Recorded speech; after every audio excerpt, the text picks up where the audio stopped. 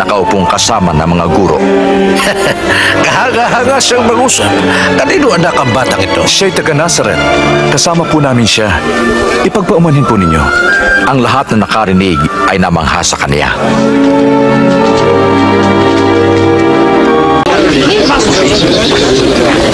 May magsasaka na naghasik ng binhi. Sa kanyang paghasik, may mga binhing nalaglag sa tabi ng daan. At tinuka ito ng mga ibon.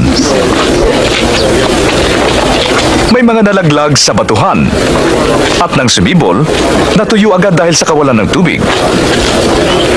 May mga nalaglag naman sa dawagan. At nadaig ang mga binhing tumubo at nasakalito. May mga nalaglag sa mabuting lupa. Tumubo ito at nagbunga ng tigi-100. Guro, bakit patalinghaga kung magsalita ka sa kanila? Ipinaalam na sa inyo ang lihim ng kaharian ng Diyos.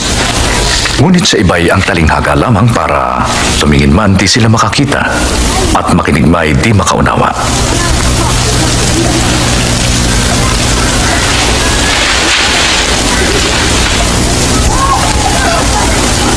Ito ang ibig sabihin ng talinghaga.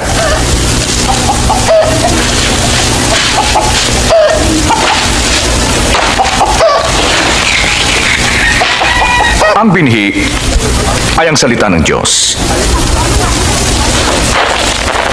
Ang binhing nalaglag sa daan ay ang mga nakinig. Ngunit dumating ang dyablo at inalis ang salita sa kanilang puso upang di sila manalig at maligtas. Ang nalaglag sa batuhan ay yung mga masayang nakinig ng salita. Ngunit walang ugat. Naniwala sila ng sandali. At nang dumating ang tukso, natisod sila. Ang sa dawagan naman ay yaong pagkarinig. Ngunit di nagtagal, sila ay nadaig ng alalahanin at yaman at kalayawan. Kaya't di nahinog ang kanilang bunga. Ngunit ang mga binhing nalaglag sa mabuting lupa ay ang mga nakinig ng salita at may mga pusong tapat at masunurin, nagsikap at nagbunga.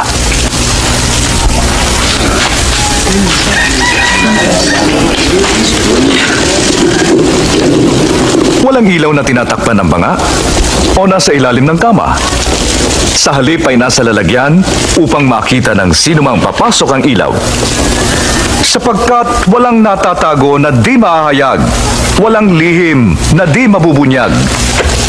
Mag-ingat kayo sa pakikinig, sapagkat ang meron ay bibigyan pa.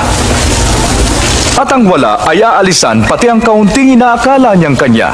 Guro, naroon ang iyong ina at mga kapatid sa labas. Gusto ka nilang makita. Ang aking ina at mga kapatid ay ang mga nakikinig ng salita ng Diyos at sinusunod ito.